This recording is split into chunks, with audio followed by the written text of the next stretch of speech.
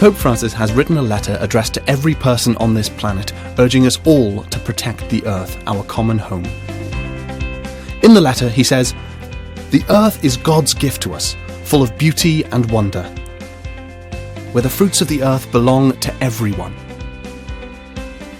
But what we see today is that our common home has never been so hurt and mistreated as it has been in the last 200 years.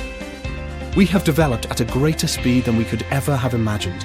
We have treated the earth like it has an unlimited supply of resources, taking more than our fair share from most people on the planet, as well as future generations to come.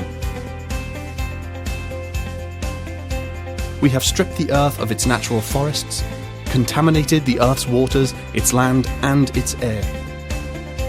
Plants and species are becoming extinct at an alarming rate. The earth, our home, is beginning to look more and more like an immense pile of filth. Our increasing use of polluting fossil fuels, especially coal, oil and gas, is helping to drive climate change, which is one of the biggest challenges we face today. Climate change affects us all, but it is the poorest communities who suffer the most. We are now at crisis point, where the future of our common home is under threat. And despite this crisis, there seems to be no slowdown in the lifestyles of the rich nations. Enormous gaps between the rich and the poor continue to rise. Between those who are trapped in poverty with few or no resources, and those who are consuming and wasting at an ever-increasing rate, leaving a trail of waste and destruction. Our digital world is also polluting us with noise and distractions, stopping us from learning how to live wisely, to think deeply and to love generously.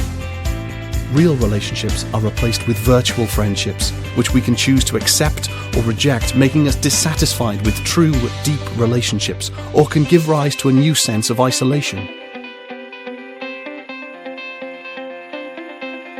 Yet, despite all of this, all is not lost. Young people demand change.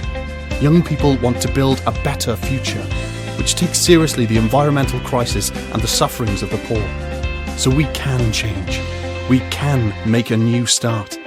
To protect our common home, we need a common plan. The whole human family needs to work together so that we may sow beauty, not pollution and destruction. Our use of polluting fossil fuels also needs to be replaced without delay.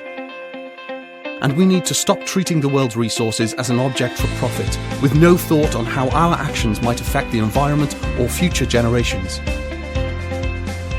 So let's put love for the world and love for our neighbour into action by living together in harmony, listening to one another, caring for nature, and getting involved with society and politics. Let's undergo an eco-conversion in which we listen to the cry of the earth and the cry of the poor. This means taking seriously things like avoiding the use of plastic and paper, reducing water waste, separating rubbish, and using public transport as a part of our calling to protect creation. But more urgently, we need to slow down on how much we consume and throw away.